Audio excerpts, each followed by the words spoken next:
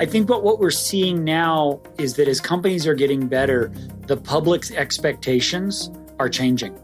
Hello, everyone, and welcome to the CyberWire's Hacking Humans podcast, where each week we look behind the social engineering scams, the phishing schemes, and the criminal exploits that are making headlines and taking a heavy toll on organizations around the world. I'm Dave Bittner from the CyberWire, and joining me is Joe Kerrigan from the Johns Hopkins University Information Security Institute. Hello, Joe. Hi, Dave.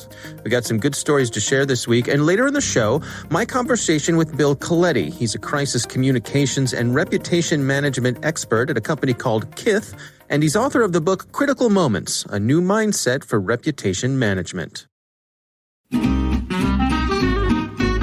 So who's got the advantage in cybersecurity, the attacker or the defender? Intelligent people differ on this, but the conventional wisdom is that the advantage goes to the attacker. But why is this? Stay with us and we'll have some insights from our sponsor, KnowBe4, that put it into perspective. All right, Joe, let's kick things off with some stories this week. I'm going to start things for us. This comes from a company called Egress. It's built around their 2020 Outbound Email Data Breach Report.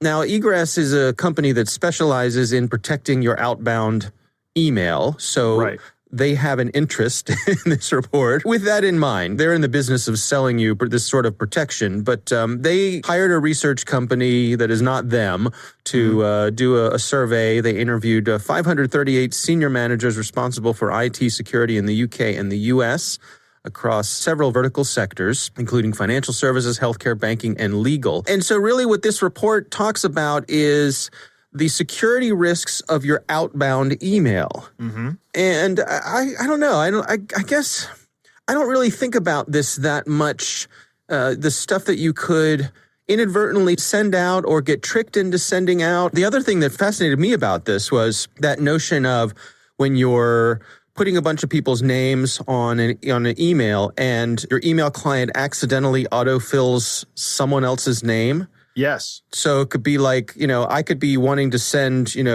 Joe, my CPA, all of my financials, and it accidentally gets autofilled to Joe Kerrigan. Right. And all my financials go to you. And Dave, why'd you send me your financials? You know, it's interesting, Dave. It's funny that you mentioned this because yesterday I noticed something in my Outlook autofill. You remember a couple of months ago, I said I got tricked by a phisher who was impersonating my boss, Dr. DeBurra. Yeah. And I was sending my boss an email and I started typing his name. And in the list of possible names, possible email addresses was that phishing email address. And I'm like, I got to take that out of there. Yeah, that's interesting. It grabbed it automatically and put it in there. Yeah, it presented as an option. It was a far down the list option, but it was still an option. So I've got to remove that. So there's a bunch of numbers here, and I don't want to get bogged down in numbers and stats and things. I mean, they talk about 93% of organizations who responded had experienced data breaches via outbound email in the past 12 months. Yep. They reported an average of 180 incidents per year where sensitive data was put at risk. The most common breach types were replying to spear phishing emails at 80%, emails sent to the wrong recipients, 80%, and incorrect file attachments. That's interesting, too. You think you're sending one file, but you accidentally send something else. Right. That's a common human error. Right. And that, I think, is one of the things that this report points to, is that very much of this is human error. And they talk about people being tired and stressed out. And I don't know about you, but the past 9 months have been a cloud of being tired and stressed out, I think, for a lot of us, as we've been living in the pandemic situation. That's an extra mental burden on all of us. It is, absolutely. And so it's easy to make these mistakes. A couple of other interesting things here caught my eye. They talked about how were the security team, how are the IT leaders likely to find out about the data breach. And 20% said they'd be alerted by the email recipient. So I send you something accidentally and you reply and say, I don't think you meant for this to go to me. Yeah. 20% of these end in somebody being honest and going, oops, I'll destroy all these copies for you.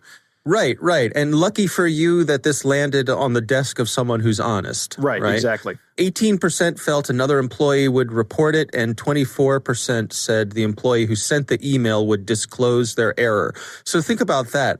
Right. The flip side of that is 3/4 don't think the person who said exactly. 3/4 of people are being like, we'll just hope nobody ever notices. Yeah, I'm just going to whistle past this graveyard. And so what it gets down to is that there are tools available, and this company, Egress, happens to be one of the companies, I suppose, that sells those sorts of tools. But you can have these tools that are looking over your shoulder that are looking for patterns, so it's using artificial intelligence and machine learning to say, okay, once a month, Dave usually sends the financials out to his CPA.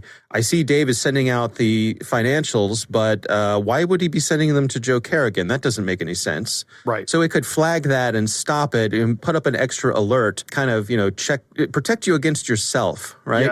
Yeah. This is a data loss prevention tool. There are tons of data loss prevention tools out there, and this one obviously targets email. There are probably other solutions out there like this as well. One of the big things is the spear phishing attack on HR. I've heard stories about this before where somebody impersonates from an external email address, impersonates the president of the company and says, I need all of our records for all of our employees and I need you to send them to me right now. Can you do that? And the HR person goes, sure, here you go. Here are the records.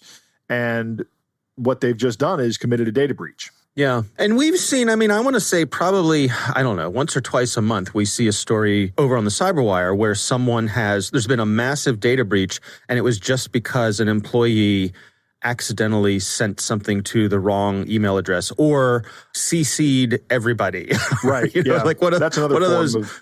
What are those blunders that we've all done? Right. Somebody click reply all with an attachment. Right. The last thing I want to touch on here is the impact of the breaches with what happened to the employees. If someone accidentally did something like this, they said that employees received a formal warning in 46% of the incidents, were fired in 27% of the incidents, and legal action was brought against them in 28% of the incidents. Wow. Legal action being brought against the employees? That's what it says.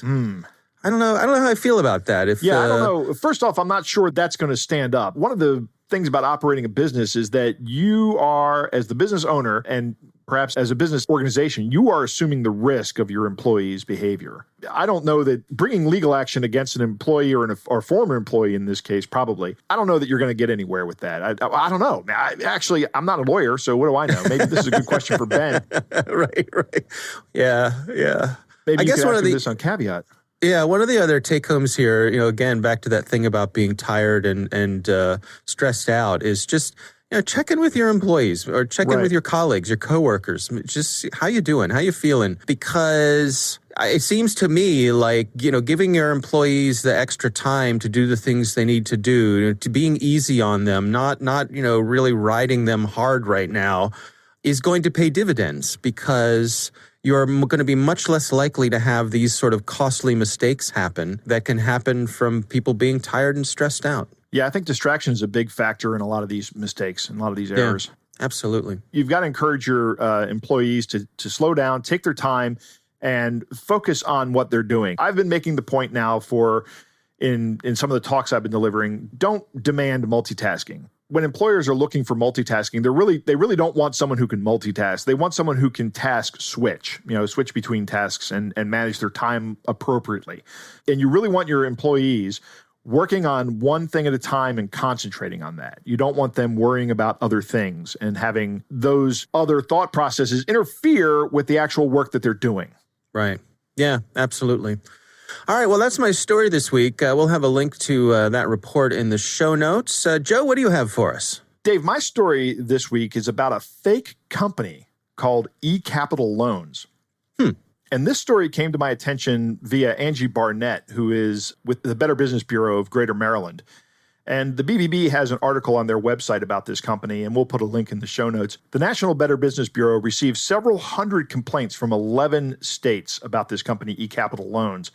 And Ecapitalloans had an online loan application that was a little bit too personal, right? It asked way too many questions. And they would ask for information like driver's license numbers and social security numbers. And once you applied for a loan, they would call you and they'd say, hey, you've been approved for a loan that is, $3,000. But in order for us to give you the loan, we need your banking information, your routing number, account number, your banking username, your banking password, and the security questions for your bank account for your logon.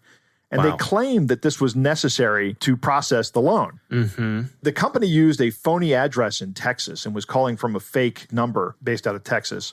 Mm-hmm. And they were actually also displaying, one of the things that angered the Better Business Bureau about this was they were displaying fake BBB trademarks on, like BBB approved, right? We're good. Right. We're all right. Oh, we're dear. all good here. What's interesting is there's another site out there that lets users log complaints, but I'm not going to list that site because I'm not sure what that site is all about, but they definitely do let users log complaints. There was a common theme here that when the scammers called, they already had all the victims' details, right? So it looks to me like these guys set up a web page on the internet, and then you would enter your information as thinking you were applying for a loan.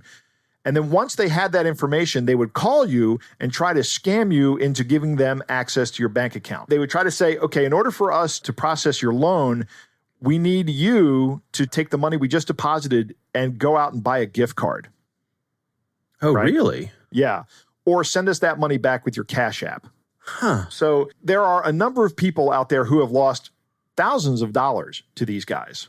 Not only have they lost thousands of dollars, but another side effect is in 3 or 4 of these complaints I was reading, the banks noticed that this was fraudulent activity and they shut the accounts down, which means now these people don't have bank accounts, right? And they have to wait for the process of opening a new account. In one of the complaints, after this person had been scammed out of $1,800, the bank was asking the person, so when do you think you can get the money back to us? Right? Oh, wow. The Better Business Bureau and I have some really good recommendations here. Number one, when you're applying for a personal loan, understand what that application process looks like. A lot of times they really don't need your entire Social Security number. They just need the last 4 and your birth date. That's sufficient for a legitimate organization to find your record in their database because they have the records in what's called an in-file credit report system that doesn't actually hit your credit report until they actually do a hard hit. But another aspect is they'll almost never ask for your driver's license. They don't need that. That's something you need when you're opening a bank account. And there are reasons for that have to do with like the Patriot Act and anti-money laundering laws as well. Right. No legitimate company is ever going to ask you to repay a loan or pay a service fee via Cash App or via gift cards. That's just that should be a red flag for everybody. If this company says we need this paid back in gift cards, hang up. You're done. we're over here. The other side of this is not only are they trying to scam people, but they've collected this information on you. Now they can do all kinds of things, especially once they have all the information like your driver's license number. Now they can go out and commit identity theft as well.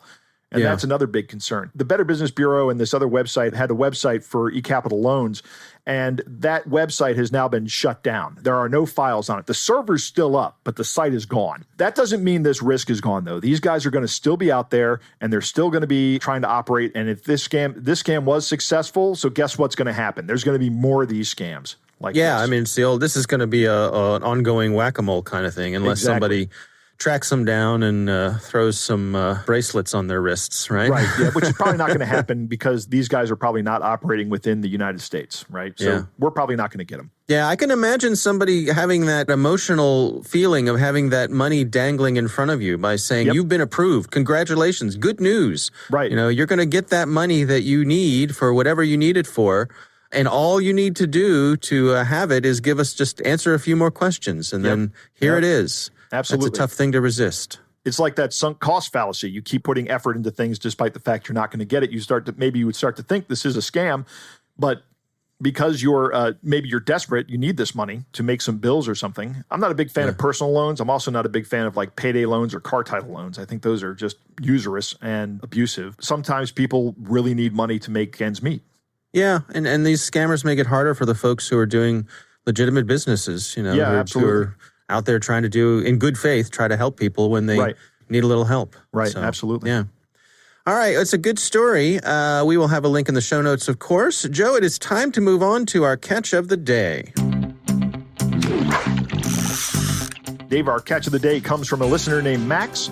He says, I know we like to make fun of scammers, but this one looks pretty decent. I recently got a work phone, and whoever had my number before me was not careful about who had their number. I've been getting texts from email addresses, about 100 an hour. Gigs, he says. Oh, man. Might ask for a new work phone if that were the case, right? That's awful. That's awful. Yeah. But he got this one. It's a standard old practice, but why don't you read it and we'll let our listeners understand as they go along. All right. It goes like this. Hello, I'm a professional coder and I hacked your device's OS when you visited adult website. I've been watching your activity for a couple of months. If you don't understand what I'm talking about, I can explain. My Trojan malware lets me get access to my victim's system. It's a multi-platform software with HVNC that can be installed on phones, PC, and even TV OS.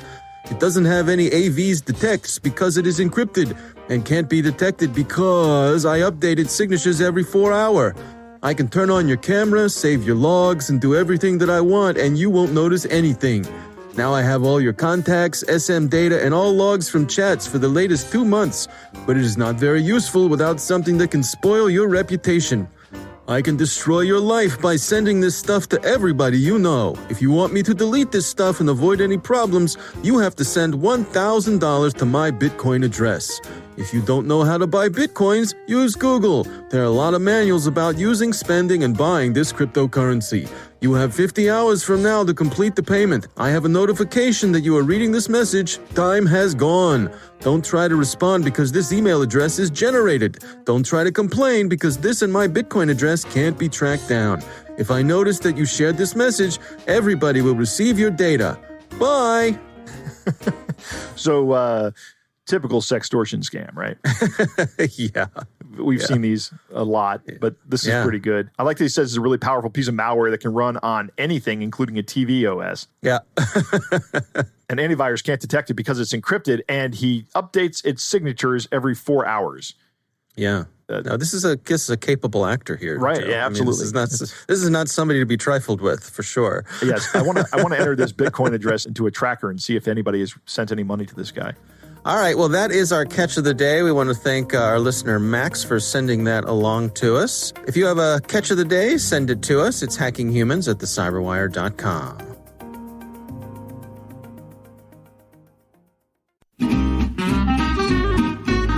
Now let's return to our sponsor's question about the attacker's advantage. Why do the experts think this is so? It's not like a military operation where the defender is thought to have most of the advantages. In cyberspace, the attacker can just keep trying and probing at low risk and low cost, and the attacker only has to be successful once. And as KnowBe4 points out, email filters designed to keep malicious spam out have a failure rate of over 10%. That sounds pretty good. Who wouldn't want to bat nearly 900? But this isn't baseball. If your technical defenses fail in 1 out of 10 tries, you're out of luck and maybe out of business. The last line of defense is your human firewall. You can test that firewall with KnowBe4's free phishing test, which you can order up at knowbe4.com/fishtest. That's knowbe4.com/fishtest.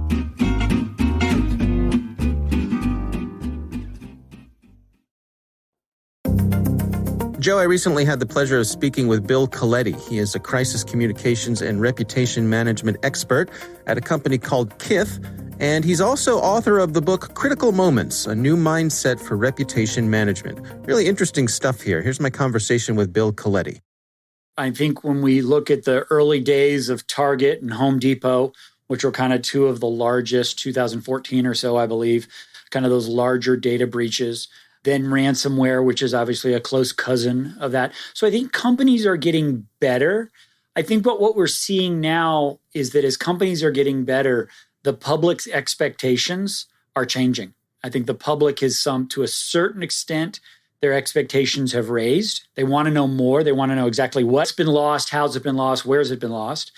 And then they've also just become a little bit numb to it also. So it really makes a communications challenge. So I think the state of industry when it comes to data breach or hack in general is good, not great, but the goal line is moving because the public's expectations are changing. Well, let's walk through it together. I mean, an organization experiences something like this. I mean, let's use ransomware as an example. And a company gets hit by ransomware, they have to shut down and they have to inform their customers. What's your advice? How does an organization best go about that? So I think that the key differentiator in any crisis, whether it's a hurricane, that it's changing the physical plant or an explosion or ransomware, the basic fundamentals are the same. I think that the differentiator between good and great is speed. And the way you get fast is really being clear on your mission and values and aligning that with a chain of command. So let's take ransomware. Speed is important, is that we need to fill the vacuum. If we shut down our operations and our app doesn't work or our store doesn't open or our factory doesn't produce for whatever the case, or our hospital doesn't treat people, that information is going to make it into the marketplace somehow, either via the media, traditional media, or social media. So our ability to fill the vacuum with a message is really, really important, and we need to do it quickly. The way we do it quickly is by having thought in advance, who are we and what do we stand for? If we're a really private, we don't talk about very much, that's our values. That's who we are. Next is this notion of chain of command, inside counsel, outside counsel. Is your CTO involved? Who's involved in this decision-making? Because as I work with companies and watch them, it's who are we and what do we stand for? Who do we really care about? Our shareholders, our customers, our employees. Too many cooks in the kitchen, chain of command, that impacts speed. So in your scenario is that we have this ransomware. We're no longer to perform, whatever the case may be, an app or a hospital or a school, et cetera, is that we need to say something. We don't have to have all the answers in moment one. So the initial statement really needs to be, we are aware and we are working on this as hard as we can. And that's okay. You don't have to be perfect and don't need to wait for a solution because speed matters because someone else is going to answer for you if you don't answer yourself. Is it better in that initial communication to be vague than to be wrong? It's better to be honest that we don't know and that I don't know is okay. Here's what we know. We know that we had a this type of incident. Here's where we stand right now, and we are working with authorities to get to the bottom. And we will share again an update in 3 hours or 30 minutes, whatever the situation dictates. We'll share an additional update in 3 hours. So I think it, to your paradigm of being vague versus wrong, I would love for us never to be wrong. But if we just share what we know and when we're going to update people again, it just demonstrates that we're on top of it and that we're being transparent and authentic. And I do believe that there is a semblance of grace that the public is going to give us if we communicate like that. What about having a playbook in place, being able to practice this sort of thing so that if it comes to pass, that you're not getting sort of blindsided by it? Yeah, critically important. So I make a distinction, practice and a playbook. I think playbooks are good, but just in the nature of this conversation, Dave, you've framed it as ransomware. You could have picked a half a dozen, if not a dozen, other types of scenarios, okay, that may be thornier or less thorny. So that's the case in point. A playbook is good that outlines some broad parameters, but writing a crisis communications plan for every perceivable permutation of what could go wrong, that's unnecessary. That's a mistake. But a broad playbook that outlines that this is who we care about, mission and values. Here's who needs to be in the room, chain of command, and some basic talking points, just like we talked about. That's great. More importantly, even if you can't do a playbook, more importantly is practice. And it can be simple as at a weekly or a monthly staff meeting, regardless of what kind of company you are. And we're talking about the data world right now. Pull out the newspaper. And Dave, if you're the CEO, you pull out the newspaper and say, if this had happened to us, how would we respond? And make it a 10-minute conversation. That type of practicing and that type of muscle memory is really, really valuable for organizations, whether we're talking about data security and data protection, or we're talking about even physical security or force majeure natural disasters. Just say, what if this had happened? What would we do? So practice is critical. What about the emotional component of this? I mean, I imagine that for a lot of folks in an organization, this is a really bad day that they're in the midst of.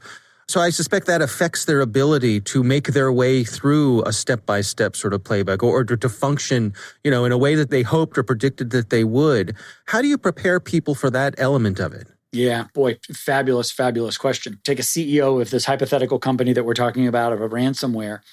Not only are they trying to make decisions in the best interest of their customers, but potentially they're watching their personal reputation and their personal career potentially crumbling in front of them from no fault of their own. And so absolutely, because these are human beings making human decisions.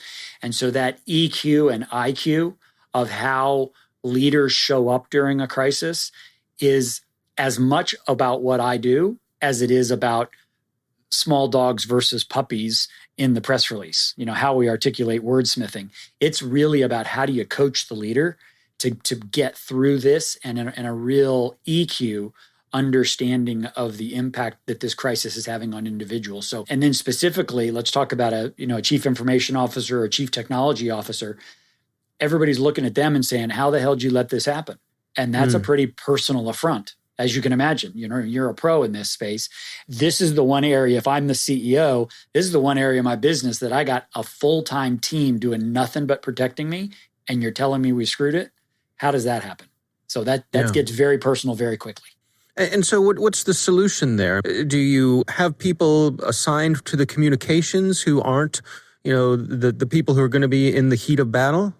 It takes a team. It goes back to chain of command. It takes this collaborative team because very few communicators have the level of sophistication to be able to explain the intricacies of what is or isn't happening. And so you need the subject matter experts and you need then the communicators to sort of simplify and storytell around those realities. The first and foremost thing, when I've seen great leaders do it and what I try to do with the organizations that I work with, is let's just acknowledge the elephant in the room. Guys, this sucks. This is a horrible situation, okay? We'll deal with the repercussions of it on us personally later, but we need to make sure that we get whatever the problem is we're solving, get back to business or find our customers' data or protect our customers, et cetera, whatever we need to do. But address the challenge. And for when I've been so impressed when great leaders will say, you guys, you need to park your ego at the door. This isn't about any individual. We'll have plenty of time to lay blame. Now's the time to get to a solution. So it's very much a leadership messaging about how a leader shows up in the crisis. What about things like rumors or disinformation? I could imagine, folks from within an organization talking to their friends, that gets out, or even maybe a competitor out there who's trying to sow some seeds of doubt. In the context of a ransomware situation or just in general? In a crisis situation, you could imagine there'd be people out there who might want to capitalize off of that. Yeah, it's a reality. I think the big three that we focus on are communities, customers, and critics. And community represents your employees, your stakeholders, people that matter to you intimately. Customers, people who write your checks, and critics is kind of people that aren't necessarily invested in your success, which is where I'd put competitors in that space. Is that all three of them have a stake in the outcome of this situation. And so I think it's really important to, in these situations that we've been involved in, is be really transparent, fix the problem, move forward and get back to normal as quickly as you can, and try to really sort of distinguish smoke from fire. I think a lot of this, you could really get distracted by this person said that or this person said the other thing. That's an easy distraction. I really think organizations should focus on fix the problem and get back to business, get back to normal, whatever that is, as quickly as possible. If you're chasing ghosts or chasing rumors, I don't think that's a good best practice.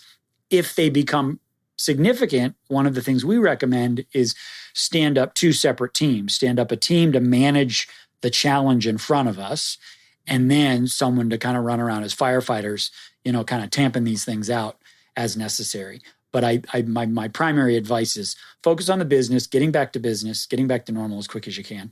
And once an organization is on the other side of an event like this, What sort of things should they be doing in terms of communicating with their stakeholders after the fact? Yeah. So that's where this huge distinction comes in about reputation. What is the long tail reputational impact? And you know this as well as anybody. There's a lot of really, really good studies out there. What have CIOs and what have CEOs really worried about? They're really worried about data protection and PII and things like that. They're worried about it from a reputation standpoint, and that the significant harm that reputation can handle. So I think it is what you do after the fact is directly related to what you do during the fact. And so the way you manage the event, clear messaging, articulation of the facts, it's okay not to have every answer, but get to the bottom as quickly as you can, and then to continue to act that way and don't go silent, but acknowledge the challenge, acknowledge the situation over the long term. Those are some of the best practices. And then also, what did we learn? This is how we're going to improve. We identified that there was a gap or a vulnerability or whatever the case may be, but here's what we're doing to learn and improve. Some people want to just let's just kick the third quarter under the rug and hope that just never happens again. I think that there's a lot of people that can value, and it builds your reputation with the ability to be honest and truthful, and what we believe in is ABC, always be communicating, telling your story even on the darkest day the same way you tell it when the sun is shining. Based on your experience, do you have any advice in terms of, no matter what you do, don't do this? There's a couple of them that don't do this. Don't lie. If you don't know the facts, you don't know the facts. Yeah. Try to avoid speculation.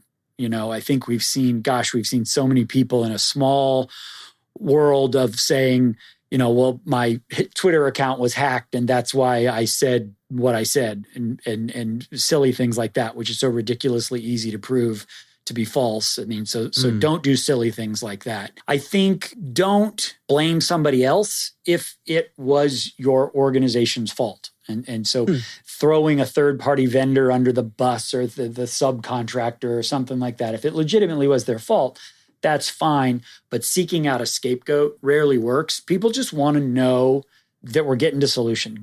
Let me know what the solution is. Let me know what we're doing to fix it. Let me know that you've got my data or my whatever protected. So I think that's really more important. So don't automatically look for a scapegoat. If you mess up, fix it and try to move on as quickly as possible. And usually owning it is the best way to do it. What are your recommendations for folks to get started on this, to head down this path of preparation? Well, I think the simplest one, a little bit that we chatted about, is at a staff meeting periodically say, what would happen if this had happened to us? I mean, that's the simplest thing that someone can do. And you can do it every Monday morning or quarterly or whenever you have a staff meeting. I think after that, it's really putting a serious-minded leader behind this notion of our reputation. Okay, I'll take it for granted that someone in the technology office or the CIO office or whatever the case may be, that they're really thinking about this stuff at a practical, technical level, and that they're installing the right patches and they're doing all the right things. Again, things you're the expert at, not me. They're doing all of those things. But I think from a reputational standpoint, that you're putting a serious-minded leader that is looking at the consequences of various outcomes and the implications that has on our reputation. And what are we not only going to do about it after the fact, but how are we going to build a deeper reservoir of goodwill? How can we issue an annual report? How can we speak at the right conferences? How can we find third-party experts like you that when there is something negative that you can say, well, hey, that's not the company I know because that CIO I know was really on tip of the spear on these issues. So those are just a handful of ideas. But I'd be a really serious leader to think not only about the technology part, that's the CIO, CTO, but to really someone in the reputation space to think in a similar sort of series, how do we mitigate, get ready, and then how do we explain when and if these situations happen?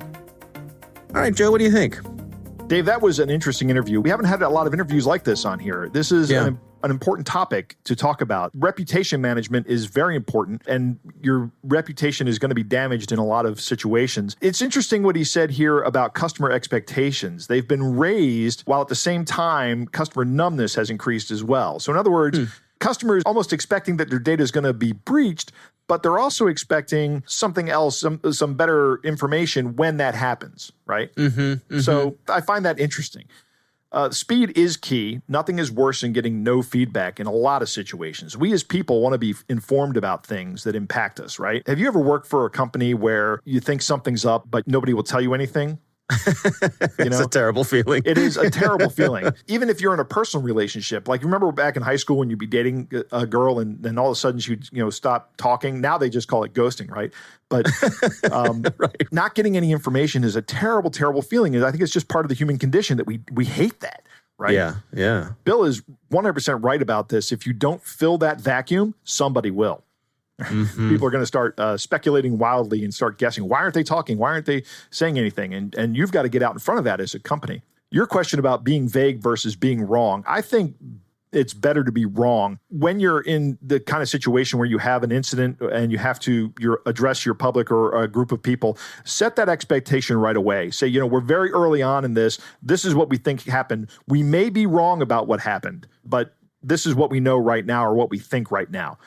Later on in the interview, he says, when he's talking about the don'ts, he says, don't speculate. So try to keep it as minimal as possible when you're talking about these things. Don't speculate. Practice is key for preparation. I say this about other things like when you have backups. You have to try to restore those backups and test it. That's practice, right?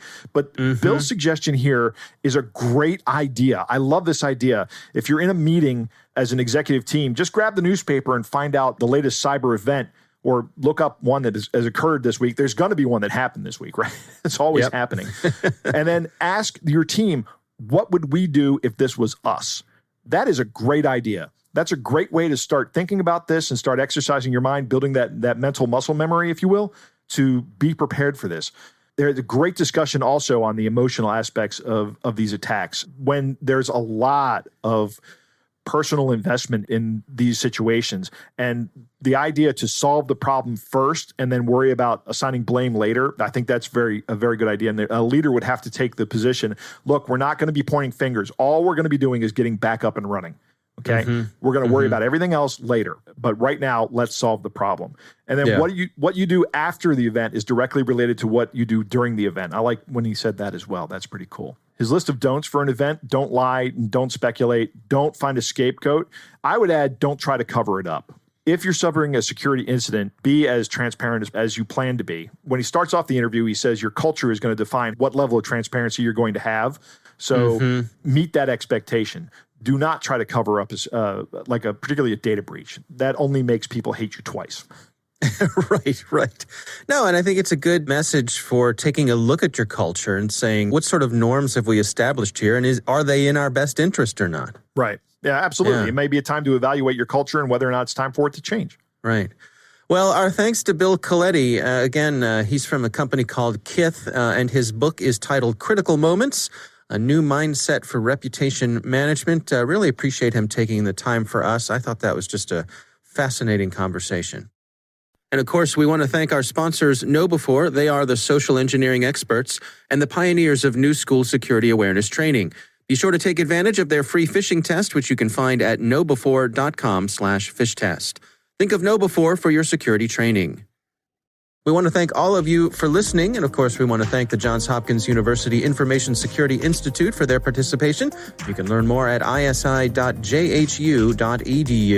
The Hacking Humans podcast is proudly produced in Maryland at the startup studios of Data Tribe, where they're co-building the next generation of cybersecurity teams and technologies. Our coordinating producer is Jennifer Iben. Our executive editor is Peter Kilpie. I'm Dave Bittner. And I'm Joe Kerrigan. Thanks for listening.